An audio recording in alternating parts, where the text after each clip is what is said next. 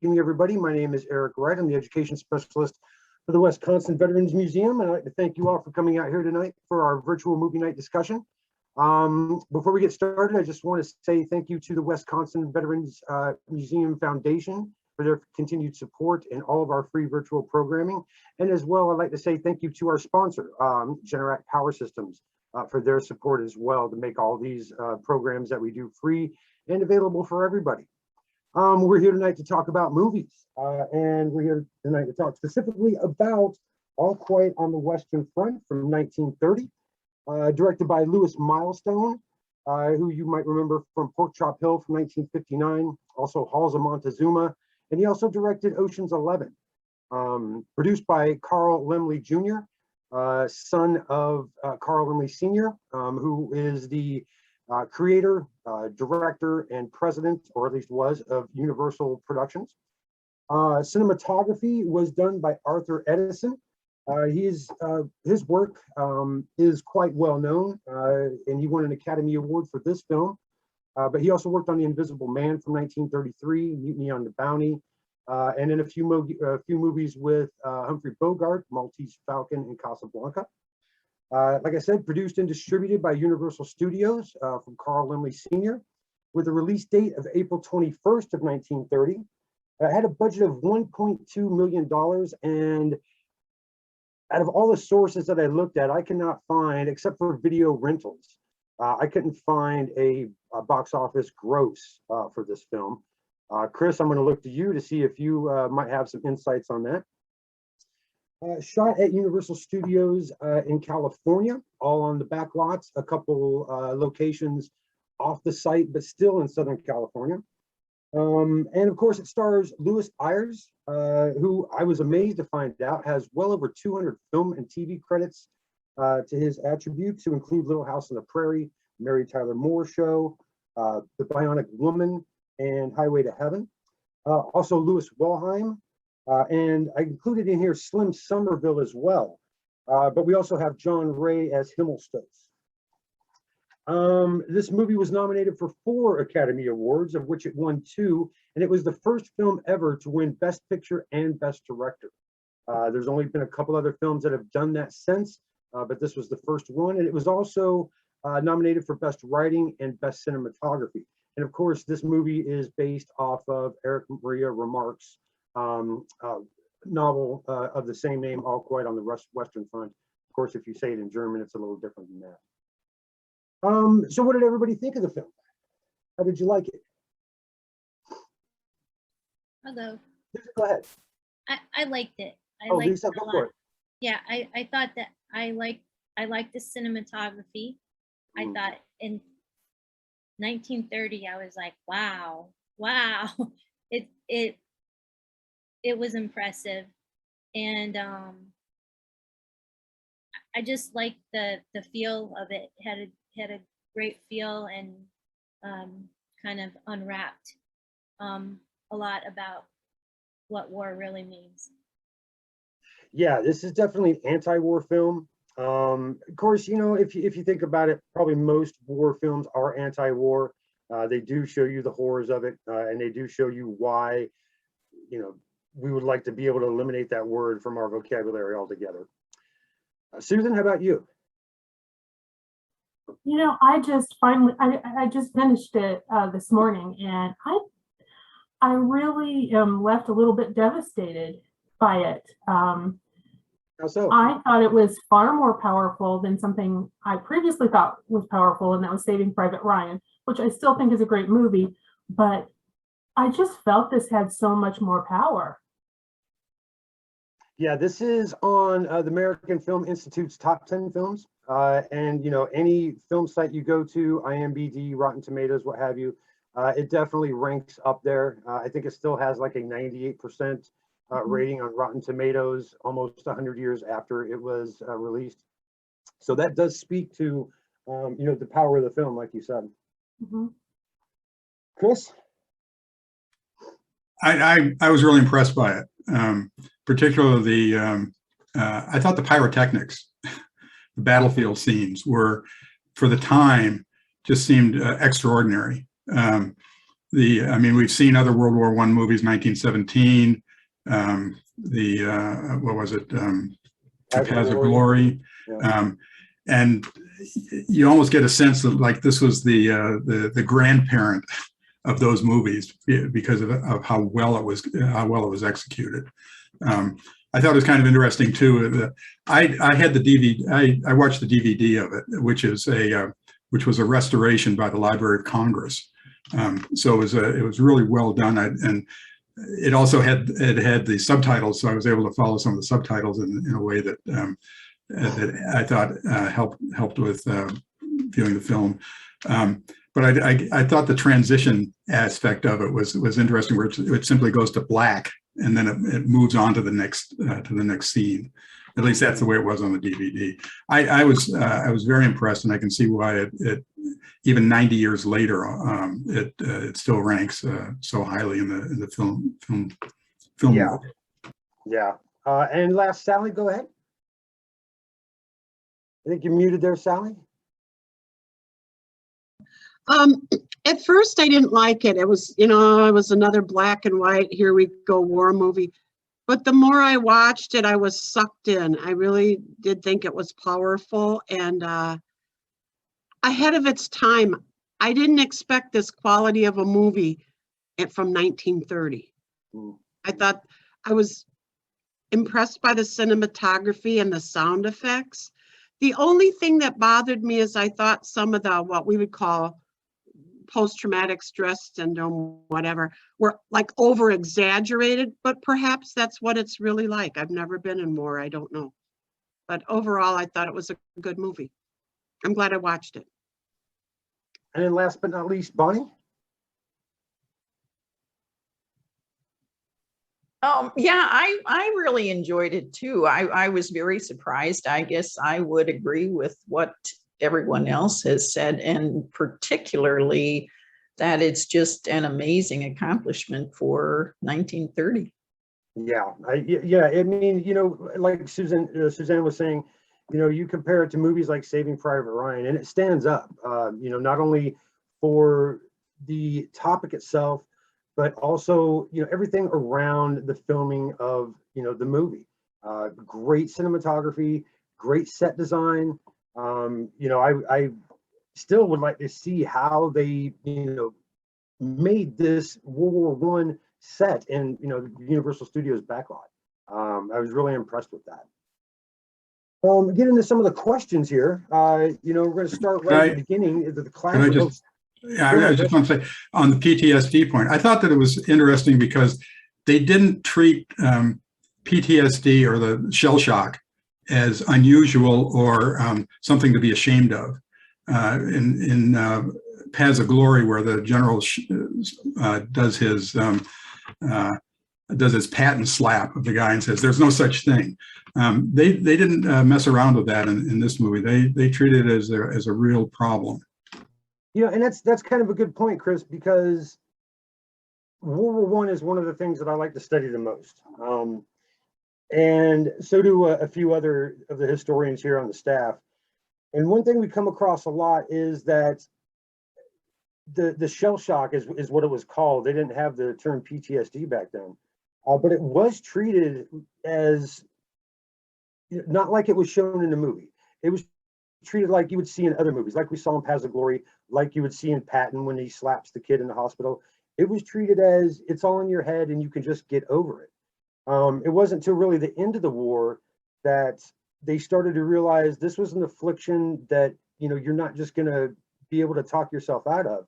And they started to come up with ways on how to start diagnosing it and treating it.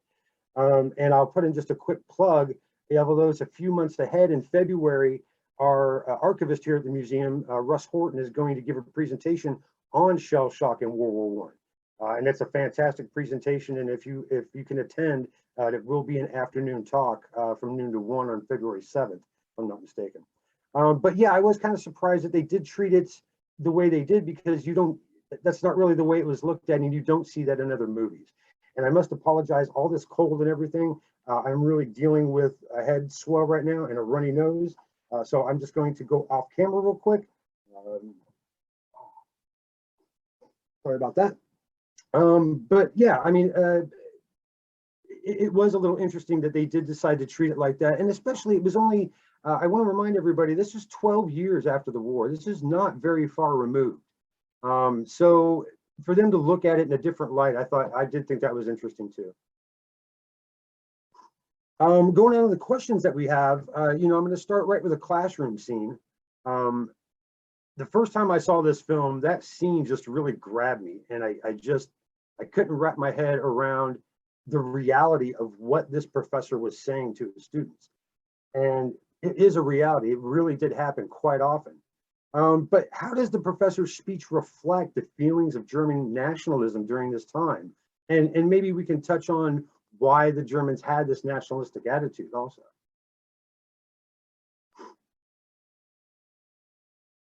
I think it's interesting that there isn't a question of what they should do. It's simply a matter of what they are expected to do and to leave individualism behind. Yeah,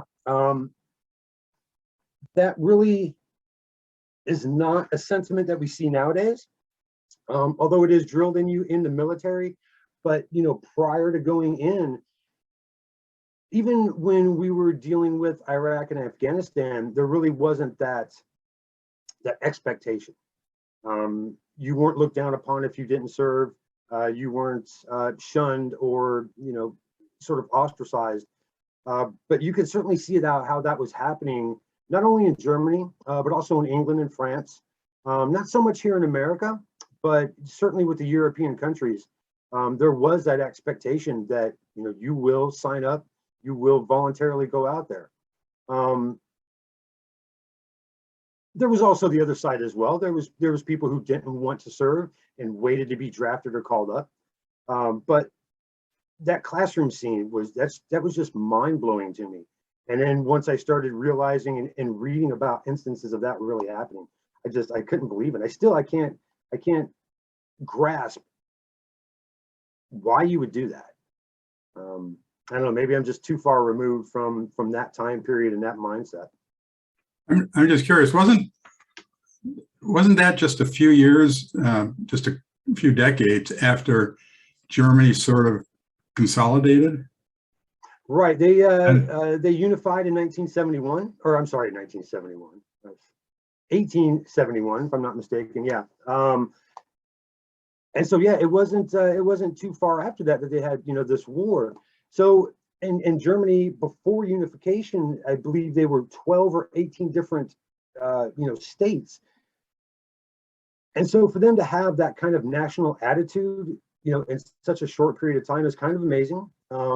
It really took them a while. I mean, they were still sectional, they really didn't come together as a country. And maybe World War I was something that did it for them, much like the US kind of came together after September 11th, I suppose.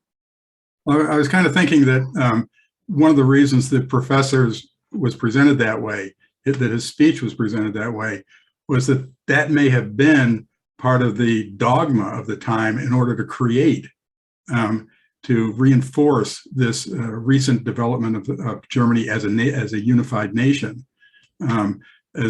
Whereas if it had been maybe 100 years afterwards, it might not have been so intense.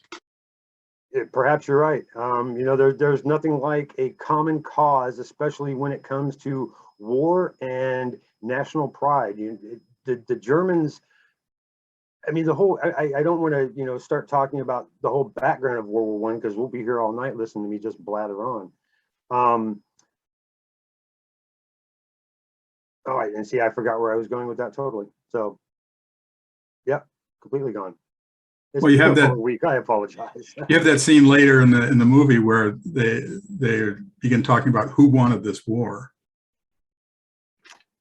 Yeah, how do they start a war? One country offends another, and Slim Summerville goes, oh, so what? A mountain in Germany offends a field in France? That doesn't make any sense.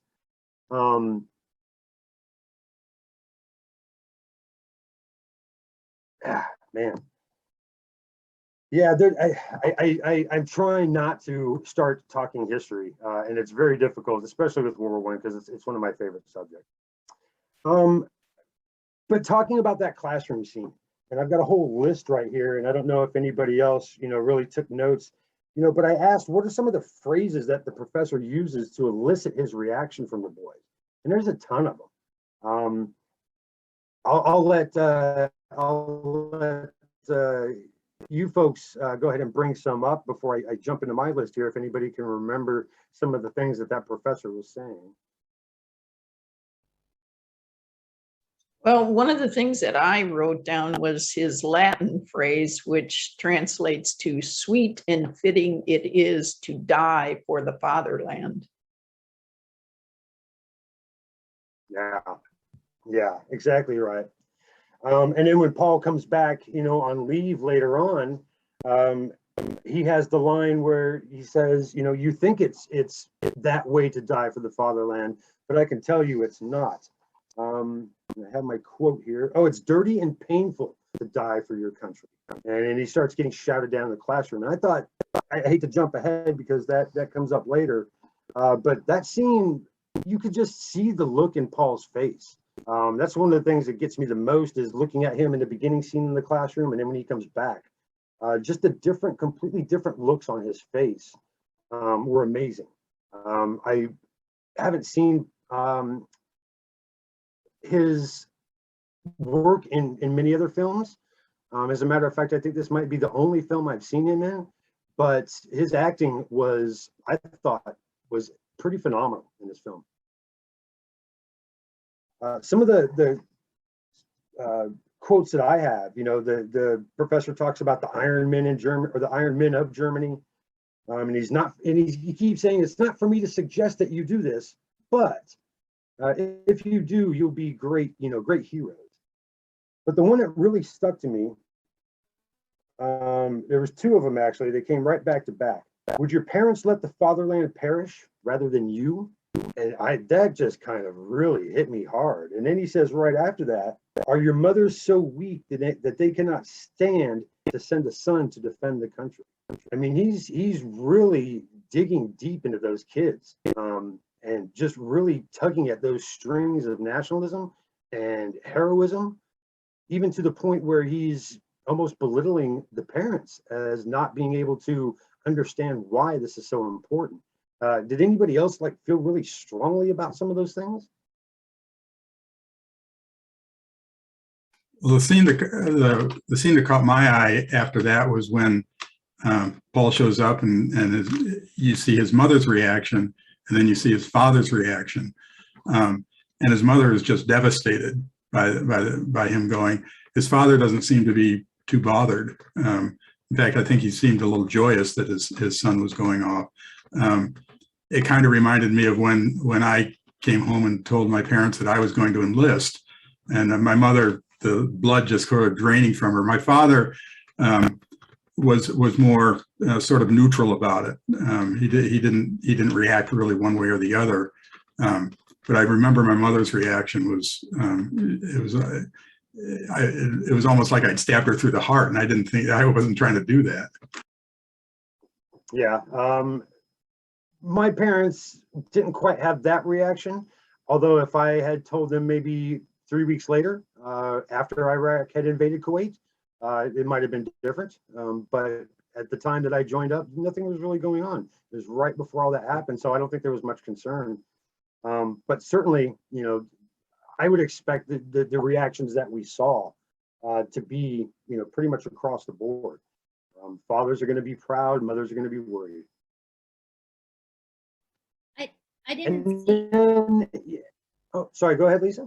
I didn't have any specific quotes from that place, but it was just the momentum he was building, and it was like, yeah, let's all go, join the party. It was like, and I think Paul kind of alluded to it, that it was romanticized, and then it's not as pretty and beautiful as what was portrayed. That's what I felt was the momentum, and then they all went together, and you know, was like, woohoo, let's join the party for, you know, our country, you know, just the naiveness of it. And then the reality hit. Yeah, That's and I a like good the word. word. Oh, sorry. No, go ahead, Bonnie. I think you're going to say the same thing I was going to say. Go ahead.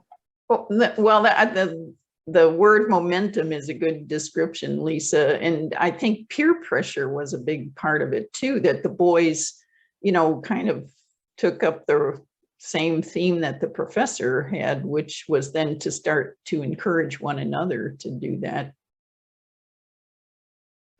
Yeah, and you can see that, you know, a lot, you know, as the professor was talking, they would do close-ups of the students. And there were a couple in there who weren't as excited as the rest. You could tell by the looks on their faces. But they still, you know, they still went along anyway. And I like the word you used there, Lisa, romanticize. You know, this romantic vision of what, you know, war is, especially when you're going out and fighting for a good cause, which the Germans thought that they were. Everybody thinks that they're doing that when they go to war. But certainly in World War I, each country was telling their people, you know, this was started by the other guy. You know, Germany said, oh, this was started by Russia and France. France said this was started by Germany. England said this was started, you know, and so they all have their reasons, and they feel not vindicated, but that their reason for doing this is pure and solid.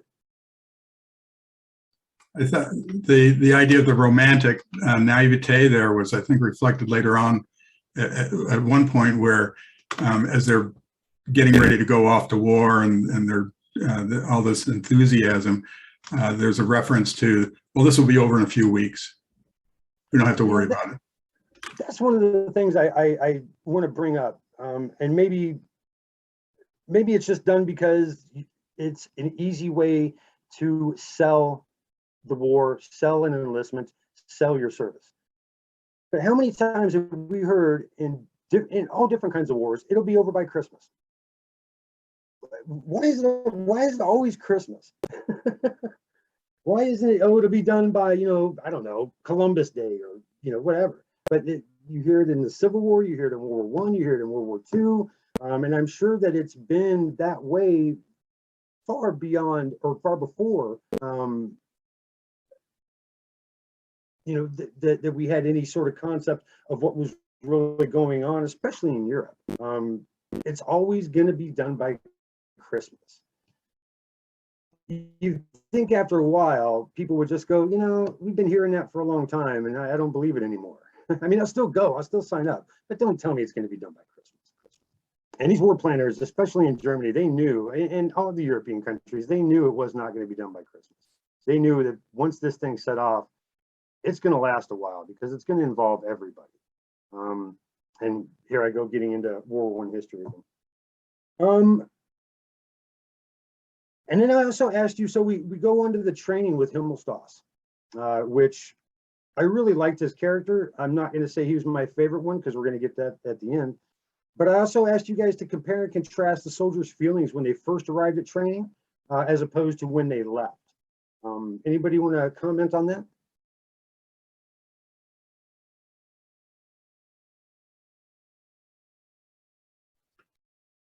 Well, I thought it was kind of interesting about how he kept having them dive into the mud. And then that became a theme later on in the actual battles. And even though they thought that that was something pointless, I think, when they were doing the training, and they resented it because you can see that when they catch him later on and throw the sheet over him and start beating on him. I thought it was interesting that actually turned out to be useful training for them, even if they didn't realize it at the time. Well, yeah, and I also asked the question too, you know, were his methods, you know, they did seem on the surface rather cruel, but were they helpful in the end? I would say yes. You don't always see the big picture. You don't always see the long view, but they are doing things for a reason. Although with Himmelstoss, it did seem that maybe he was a little, he was trying to get some, you know, something back on them because he knew them from the hometown. I thought it served as a good transition between being at home and being on the front. I know it's somewhat of a stereotype to have somebody training them like that, but they were about to get the biggest wake-up call on the face of the earth. And I think if they hadn't had some misery on the way there and a little bit of taking down, I think they would have been blindsided to a much higher extent. I would absolutely agree with that. And I reference back to Band of Brothers in the first couple episodes when they were going through their training and the way they were treated. But you can see in further episodes, you know, they didn't like their commander. As a matter of fact, they hated him, but it really did help them prepare for what they were going to do. Himmelstoss himself, we see him later on in the film. He meets up with the boys after they've already had some combat experience. They're solid veterans now, and he's just coming to the front. And he's always projected this ideal of what a soldier should be. And then when he gets to the front, we see that he doesn't quite live up to that at first. But do you think that he eventually lived up to his standard of what a soldier should be before he died? Which we really didn't see. I thought that was a strange scene. You see him kind of go down off on the very side of the picture as the camera's still moving, but we never see him again. So they don't say actually that he did die, but it's hinted at, and we don't see him again throughout the film. But do you think that he finally lived up to his own values and morals as far as a soldier goes? I don't think so. I just think he was kind of shell-shocked and freaked out. Like, Oh, that's an interesting point, Lisa. Yeah. I don't really feel he, like, you know, all of a sudden got real courageous and confident and was gonna do. I feel like he was like some of those other guys who were just kind of freaking out, and he jumped out of there and was freaking out. Yeah, no, that's actually a good point. I was thinking about going back and watching it tonight when I get home. Although while I was sitting here waiting for the program to start tonight, I started to watch the 1979 made-for-TV version. It's not that great, but I've already committed 45 minutes to it, so I think I might finish that one off too. But I probably will at some point this weekend go back and watch the one that we're talking about. And when I do, I'm gonna go into it with that frame of mind, Lisa. Take a look at it from that perspective. I agree with Lisa on that. His transition is just so instantaneous, and he gets this crazed look in his eye as he's responding to it, and that just indicates. I think Lisa's right that it was a kind of shell shock that did that, not any sort of deep insight into his own character or whether he was living his values. Yeah, and like I said, I'm going to watch it from that perspective. I didn't have quite a good answer for this question. I didn't think of it that way, but I also didn't think that he was living up to, you know, what his standards were. I wasn't quite sure how he got that courage. But now that you put it that way, Lisa, that makes the most sense out of anything that I was able to come up with.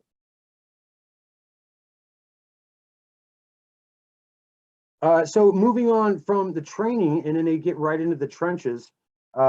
Fantastic role from Louis Wolheim, who unfortunately died not too much longer after this film was released. Stomach cancer, if I'm not mistaken. He's a very unique looking guy. He was a professor of algebra, believe it or not, and he had a postgraduate degree in engineering, but was rather rambunctious. There's many tales of him getting into fist fights in bars in Mexico, and that's how he has his unique nose. He had it broken twice in the same day. I really liked his role in this film as Kaczynski. What role did he play to the new soldiers when they showed up?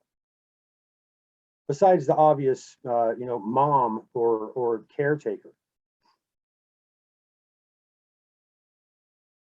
How about you, Sally? No?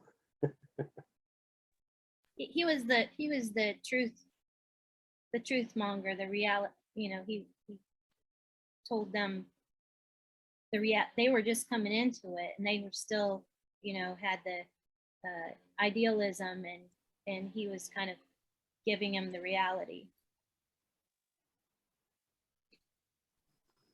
Yeah, I kind of look at him as a Himmelsdorf part 2. You know, Himmelsdorf was preparing them for what they were going to see or go through, but Cat really was the one who's going to show them the reality of it. And that was evident in that first scene with him when they go out to put out the wire. He's letting him know, you know, that kind of artillery shell you don't have to worry about, but if you hear this one, you know, that's when you hit the ground. And then the one soldier soils himself after the first little artillery shells that came through. He says, don't worry about it. It's happened to the best of us, to include me. So he puts himself right in there with the soldiers. And that's, from my perspective, you know, as a former sergeant in the Army, that's what you do. That's a leader. Anybody else got a take on that? Go ahead, Chris. Oh, you're muted, buddy. I thought of him as the voice of survivalist knowledge. Yeah. And then it was a shame, you know, I've seen this movie so many times, but every time I see it, just the end really gets me. When, you know, I just really want him to survive. I want him to pull through. And, you know, the fact that he doesn't, it hits me more than Paul not pulling through, to be quite honest. Sorry, go ahead. I had not seen this movie, so it's a treat to have these opportunities that bring him to me to see that. But also, I don't have the knowledge of World War I either, so I had to. I mean, I know, you know, just little threads, but I had to go read a little bit, so some of this stuff would make sense to me. So anything that you want to add on World War I welcome. Well, you know, I mean, don't even set me down that path. You know, we're here to talk about the movie, and like I tell the students that come for my tours, you know, you ask me a question and I'll definitely answer it. You might get a very long answer that's going to bore you to tears, but I'll answer it for you. When they start going through the artillery barrages, and they're down in the trenches, you know, those trenches, they're probably 6 or 7 feet down, but then they would burrow into them to create these cubbies that, you know, like we saw the soldiers in when they were starting to get hit with the shells. How did they react initially? And later on in the film, you know, did you see differences in how they started to react? Did they become maybe a little more accustomed to it?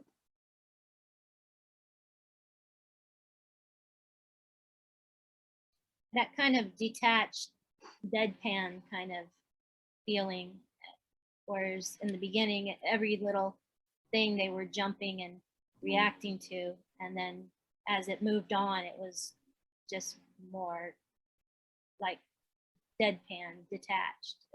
Like that's the norm. Yeah, it's commonplace, right? What I really liked is in the first when they first show them getting hit by artillery, you know, they're playing cards, and Paul's holding it together really well. You can tell he just wants to freak out and run, but he has really good control of himself, and he just, you know, do you want to play another round of cards? And he's jittery and just his eyes are huge, but he's like, yeah, let's play some more cards. And then the other guys in the cubby with them, they're not holding it together so well. And that one even starts to bolt. He starts to, you know, run out, and they have to restrain him. I can't even imagine what that was like. It must have been just horrible. Just horrible. Sure, go ahead, Suzanne.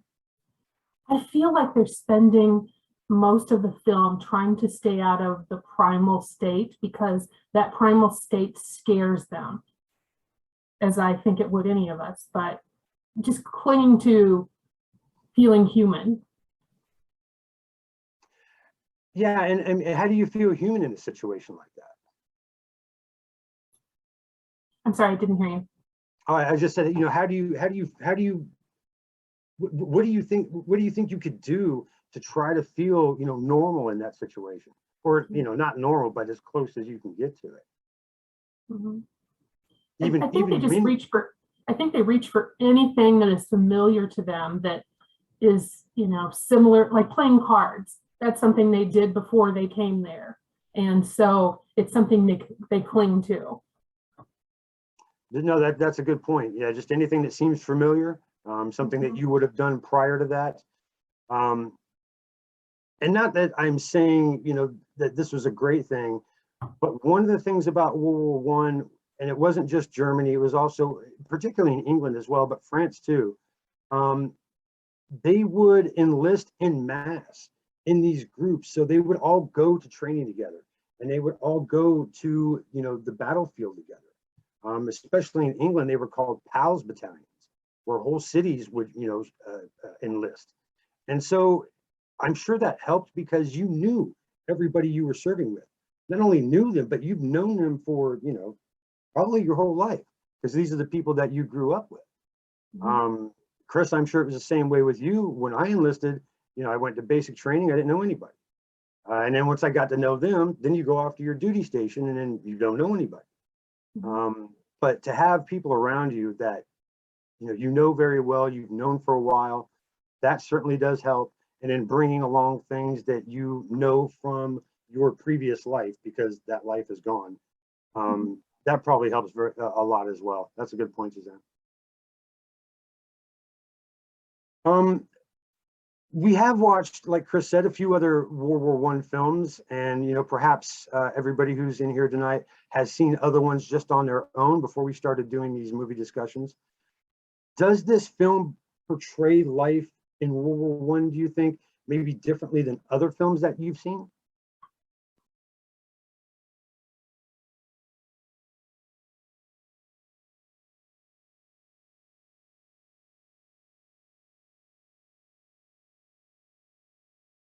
Yeah, I think you're muted there. There you go.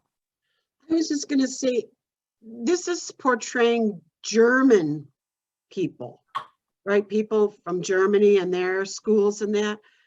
And I found it interesting that it wasn't that much different than American. I'm waiting to hear some dialect or language or see some food that's different, and it all looked basically the same as if you'd have shot at about a United States family or soldiers. So I guess war is war.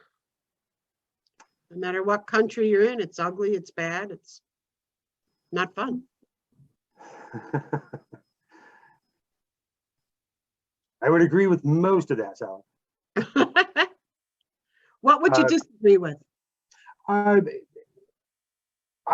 guess I always tell people that I was very fortunate with my war experience. I thought it was fun. It was the best 6 months of my life. Then again, I wasn't having people shooting directly at me. I never had to do any hand-to-hand combat. We didn't lose anybody. We didn't have any PTSD. We didn't have any of the negative effects that you would associate with war. We were in tanks. We were up against weekly weaponized, army, the Iraqi army out in the middle of the desert. We really didn't have any concerns. We weren't worried that we weren't going to come back. And I even wrote an article for the museum magazine that we put out, where I pretty much say that. I'm sure that my take on that is not your average take. No. People that come back from Vietnam, World War I, Afghanistan, Iraq, they certainly do not have that take on it. Desert Storm, I guess we were fortunate in that respect. Interesting. It's not a take I've gotten from Vietnamese guys who were in Vietnam or World War II. No, certainly not. Like I said, my experience was completely different. You were fighting in Vietnam, you were doing actual fighting. You had to keep your guard up 24/7 all the time. It wasn't like that in Desert Storm. I always call it an easy war, if there is such a thing. Although I talked to someone who was he was a cook during Vietnam, and he saw no action at all. Not one bit. Which I thought was Yeah. odd. That's the break sometimes. Yeah. I think, Eric, Desert Storm may have been one of the rare wars where people were home by Christmas. I mean, what was it? It was the 100-hour war or something like that. Yeah, my yeah. God. Yeah, I got there in very early January, and we were back in Germany by 4th of July, for sure. And I guess that's the one time they were not telling us we'll be home by Christmas. That never was said. So Paul is a seasoned veteran. He's gone through a few serious battles, particularly the French attacking scene. That was just really amazing. And then I go back to your comment, Chris, about the pyrotechnics and that one scene where just the artillery shells are just landing, and the actors are 10, 15 feet away from these huge explosions. Safety rules in Hollywood were not like they are nowadays, I guess, that's for sure. But later on in the film, the Germans are attacking, and Paul as well. They're trying to attack the French lines. And Paul gets into a bomb crater with a French soldier. They fight hand to hand. And then Paul kills him. And well, he doesn't kill him, he injures him. And then they're stuck there overnight. Paul has these feelings of remorse and regret. And he's talking to this guy. Even after he dies, he keeps talking to him. Why do you think that he all of a sudden has this change of heart?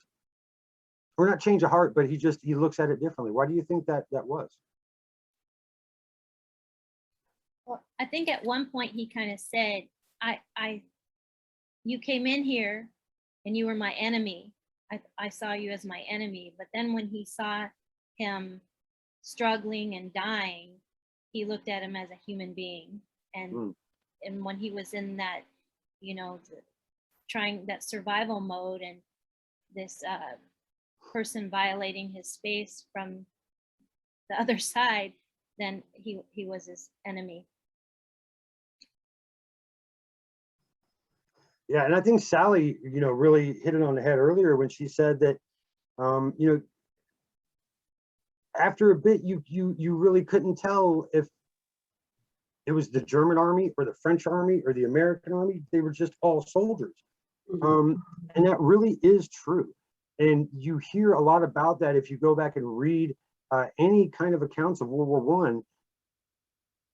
They are set up in their training to have this animosity toward the enemy, the French or the Russians or the English, whatever. But once they get out there, they realize that they're just people, just like they are. They come from similar towns. They do similar things. They love their family. And so it really started to affect the way soldiers in World War I looked at the fighting. And there really became a pervasive element of live and let live. And we saw that last year when we looked at Joy Noel for Christmas time. That kind of sentiment was not uncommon. There's I don't know, I'm sure thousands of instances where they really just started looking at them as humans and not, the enemy. That's not good for war. That's not good for the generals. That's not how you win battles, but it's unavoidable. One of the things that struck me in that regard was that about the only way to tell the difference between the different sides was the helmet. Everything else looked the same. So if you didn't see the helmet, you wouldn't have known who was on which side of the battle line. Yep. No, the uniform is the only thing that sets you apart, and really not even the uniform, like you said, Chris, just the helmet. I mean, once the French got rid of their, red trousers and bright blue, tops, and started going to a more, camouflage sort of system. But yeah. In fact, they were going back and forth in one direction, then the other direction. They would counterattack. And so, yeah, I was with Chris. It was like, oh, that's a shinier helmet than the other one. So. Well, and then the Germans had the Pickelhaube too, so they had that little pointy, spike on the top for the first couple of years anyway. Then they got rid of that. That helmet wasn't made of metal; it was more of a composite material, and they found that it wasn't really a protective element at all. So they started to go toward the steel helmet that you see in Chris's background there on the right. different, different technological advances. And that's another thing about World War One, and we go back to the romanticism of warfare itself. This is really the first war where technology really implanted itself on the warriors. This wasn't, two armies that, were, like Napoleonic armies that were going to fight together, or maybe even the Civil War, where it was a little more intimate. You had machine guns now, you had airplanes, you had artillery. This is the first time that these weapon systems are being used in war, and it really made it impersonal. And for good or ill, it really had an effect. That stood out to me with the machine gun. I was like, wow, they had machine guns like that at that time. Like, I wasn't aware that they had that advanced of weaponry. Yeah, this is the first war where that was really, they had repeating rifles in the Civil War and up until the early 1900s, but this is the first war where they have, a proper machine gun as we would picture it. And then you have those scenes, especially that first scene where the French are attacking. And I cannot imagine how you go en masse and know that you're just going to be walking into this hail of bullets. And you still do it anyway. It's World War One is just a fascinating and insane war to study. It really is. Well, Go ahead, Chris. I think that might have been one of the reasons that Paul, when he stabs the soldier, suddenly feels that remorse, because it's so up close and personal in a way that the rest of the combat isn't. I mean, it's all at a distance. It's with bullets and, hundreds of yards or hundreds of feet, whereas he's right there, and it's very up close and personal. Yeah, exactly right. We are getting a little slim on time here, so I'm just trying to see which questions would be the best for finishing this up. What about the end scene? We'll just go straight to the end of the movie.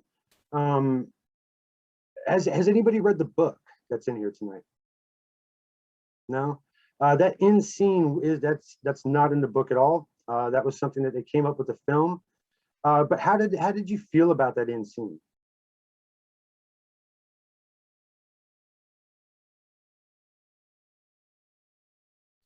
I think I was shocked by the circumstance of it, the butterfly and everything, but you knew it was coming. I mean, his death. I mean, you just knew it was coming. Yeah, it was pretty telegraphed. I thought it was a fitting end. Like Suzanne said, you knew something was going to happen, and if there can be a peaceful way, there wasn't the mortar, it was like a sniper, and he was reaching for the butterfly, so it was kind of, I don't know what the word is, serene. Yeah. Do you think that there is some hidden meaning behind the way Lewis Milestone finished that picture?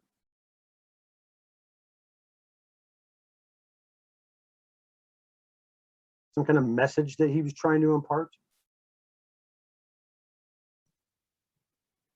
Well, typically butterflies signify renewal, new life, that kind of thing.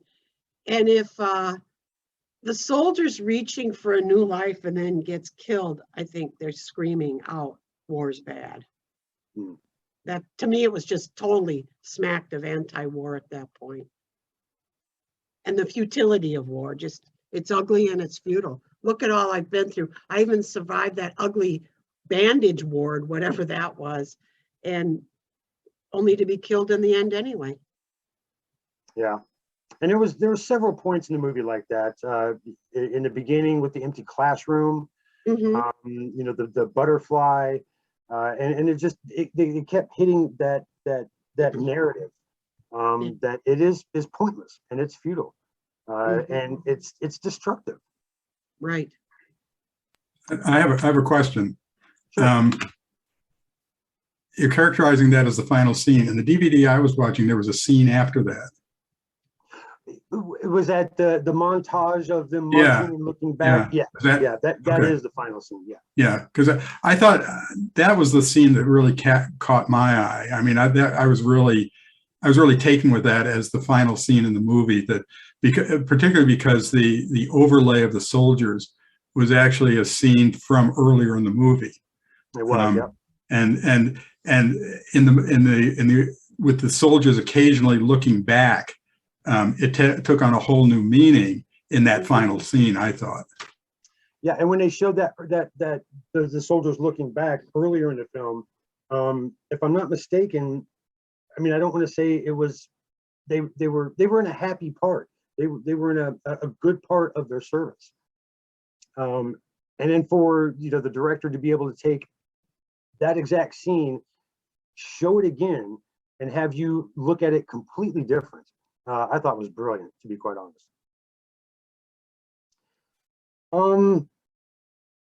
I talk about the actors, and I asked, if anybody thinks that these actors experienced any post-production issues from making this film. Like I said, it was only 12 years after World War I had ended, and to make such a prolific and visually striking movie. Do you think that they had any issues when they came out of this? Lew Ayres did. He did. Yeah, he became a conscientious objector in World War II. Yeah. Yeah, and like I said, he's got over 200 acting credits to his name, and he was pretty much, I don't want to say blacklisted, but people did not go see his movies during that World War II period, and a little bit after as well.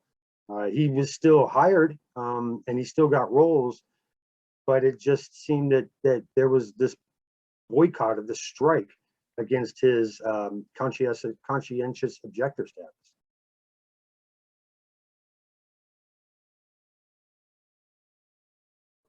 Can I make an unrelated point? Absolutely. So, the documentary, let's see, When They Were Young, or They Oh, They Shall Not Grow Old. Yes, that. I just felt like you could intersperse scenes between these two films, and it wouldn't look that out of place. I think it's a testament to this film that they can compare visually pretty well, and I guess I lost my train of thought, but hopefully you know what I'm trying to say. I've been doing that all night. Okay. No, but you're right. You could take scenes from one and intersperse them in the other, and as long as you did it in a well edited way, you couldn't tell. You wouldn't be able to tell the difference. Carl Laemmle Sr. really took a chance with this film. He knew it was going to be good. He was originally from Germany. He spoke with an accent. He did have sympathy for his homeland, but he also knew that Germany did wrong in World War I. But he wasn't trying to put down or make negative remarks about Germany in World War I.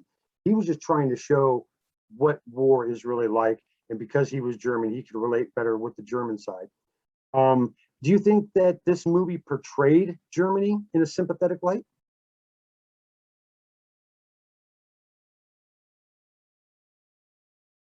Or are we just looking at soldiers no matter where they're from?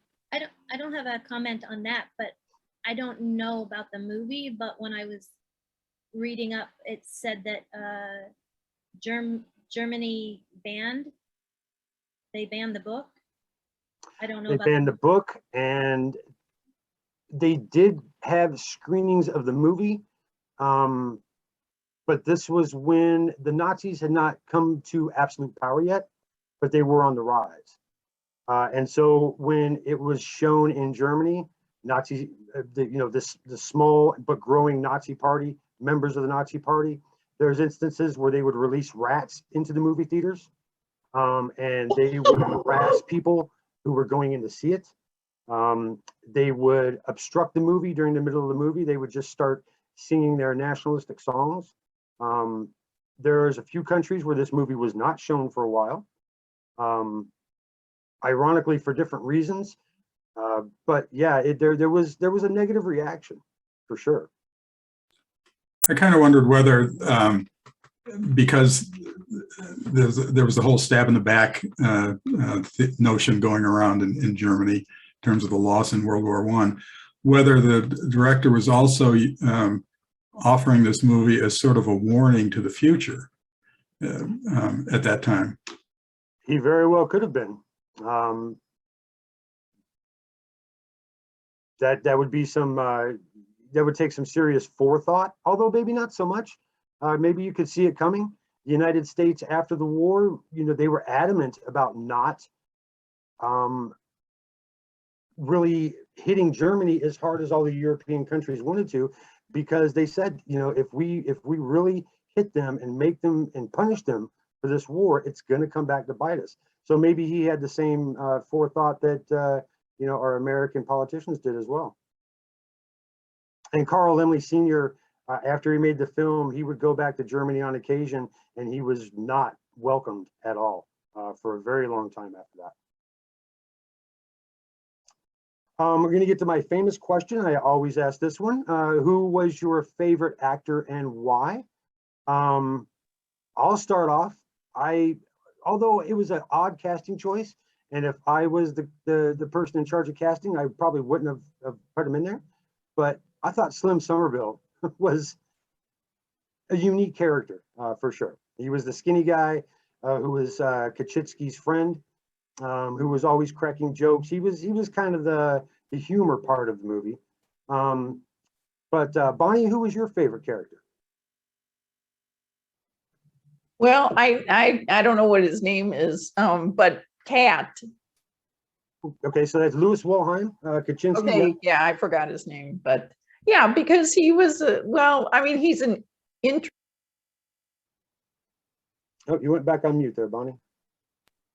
He's an interesting looking individual. Not somebody that if you saw him on the street, you'd think he's a movie star. But just that he was a father figure too, and he just had a very likable character, I thought. Sherry, how about you?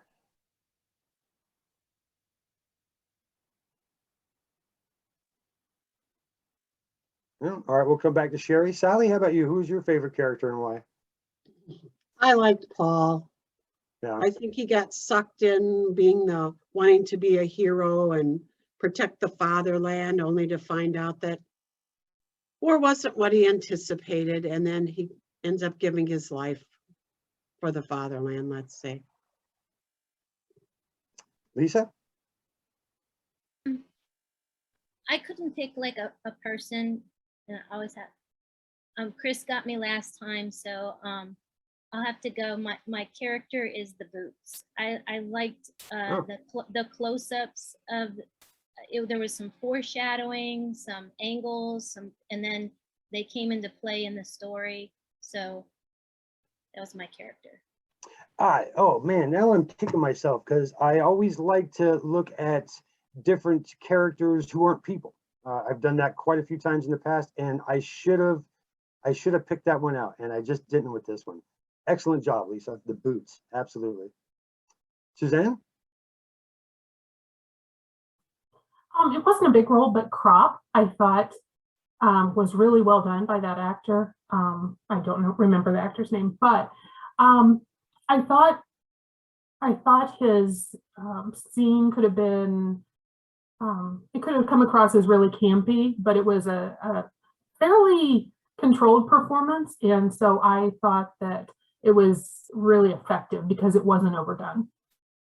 Excellent. And that's kind of interesting take on it, because a lot of the reviews, especially modern reviews of this film, they do love the film. They say it withstands the test of time, but it also, you can tell it was shot in the 30s. There is overacting. The facial expressions are just over the top. And it's because we're coming out of silent movies. where you had to have those expressions. You had to really overact because you didn't have any words. And so that has been one of the dings on this. But of course, you know, you can't look at something from a modern view that's coming from the past and put your modern perspective on it. Sure. But that's an interesting take, Suzanne. Maybe I've seen too many movies from the 30s, and so it seems normal to me. Well, and Lisa said earlier, she's like, oh no, another black and white film. I've been really trying not to go with the black and white films, Lisa. I've been trying my best, but those are my favorite ones. That was Sally. Oh, is it Sally? Okay. Yeah. Chris, how about you? Who was your favorite character? Well, I had a sentimental attachment to the Lew Ayres character, to Paul, because when my father was shot and wounded during the invasion to retake the Philippines, he was evacuated to a hospital ship, and he met Lew Ayres there when he was serving his CO, doing his CO service. So I have that sentimental feeling for Lew Ayres and his character. But I really like Cat. I thought he really kind of, in many respects, carried the movie, and was the voice of realism throughout the whole epic. Yeah, and you know, like I said earlier, it's still, even when I watch this movie now, it's still a shame to watch him, you know, take that I guess it was what, shrapnel that took him down from an artillery shell. But yeah, he go ahead. Oh, I have a question about the actor that played Cat. You said he had a PhD, or he was a mathematician or something. There was a scene in the movie where one of the characters is doing some math, and I can't remember whether it was Cat that is responding to him in doing that, and sort of ridiculing him for, well, how's that going to be useful to you if you understand the algebra or whatever it was. And I couldn't remember whether that, and in light of what you said about the actor that played Cat, I was wondering, I was trying to remember whether he was in that scene, and there might have been some kind of ironic casting going on there. No, and like I said, I'm going to go back and watch it at some point this weekend, and I'll definitely take a look at that as well. I don't recall that, but that would be a nice little tie-in. It's not uncommon for them to do that in films. So yeah, that would definitely be interesting. Before we go, I do want to let everybody know that our movie for next month will be Jarhead. It's really hard to come up with Christmas themed movies. But I know that there is a great scene in Jarhead with Jake Gyllenhaal, and he has a Santa hat on as they're in the middle of the Iraqi desert. So I went with that one. But I do want to also bring up next year's movie schedule. Just so everybody has an idea, maybe you can start getting a head start. I did ask a couple months ago for movie suggestions. I did get a few suggestions, and I worked them right into next year's routine. In January, we're going to be watching Female Agents. I think that was a suggestion. I can't remember. Lisa, was that your suggestion? Yeah. February is Shout at the Devil from 1976. Chris, I think one of your suggestions was Free State of Jones from 2016. I included that one. That looked pretty interesting.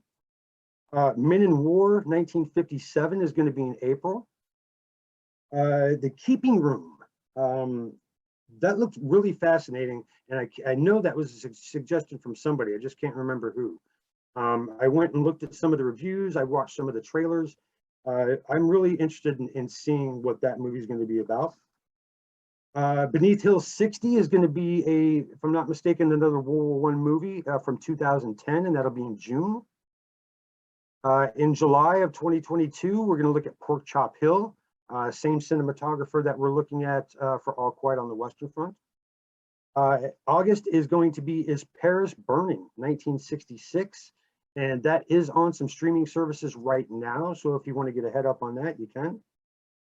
September is The Raid. October, I don't have one for October yet because I'm not sure how that month's going to shake out. That's our cemetery tour month, and we're super busy then. The Killing Fields from 1984, Vietnam movie. Yeah, that's a good one, huh, Sally? I haven't seen, quite honestly, I haven't seen any of these movies in 2022. So these are all going to be fresh for me. And then, like I said, Christmas movies in December are hard to get, so I don't have a December one scheduled yet.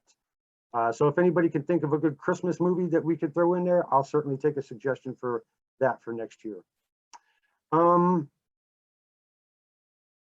I think that's all I have for tonight. Does anybody have any closing remarks?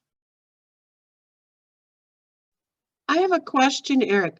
Sure. I never get your questions. How can I get on your question list? What I do is when you register through Eventbrite, I go through and I get everybody's emails and I send them out.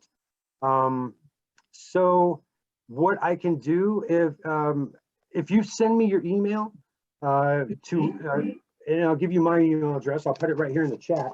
But if you send me your email, I'll make sure to, you might get it 2 or 3 times, but I'll make sure to send that to you. All right. And I'm sorry you don't get those. I don't know. Weird. And I mean, you have to sign up through Eventbrite just like everybody else. Right, because otherwise I can't Zoom. Yeah. All right, my email is in the chat there.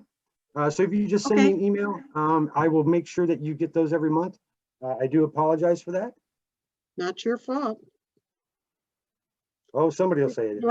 We can blame technology. Yeah, that's it. That's it. Oh, shoot, where'd it go? You disappeared. Oh, I got to go back in the chat. Okay, no? Oh, yes, eric.wright@DVA, Wisconsin. Okay. Thank you. No problem. Thanks everybody for joining us tonight. I'm almost tempted to stretch this out by a half hour because this hour just seems so short. And we just never seem to get to, talk about all the stuff we want to talk about.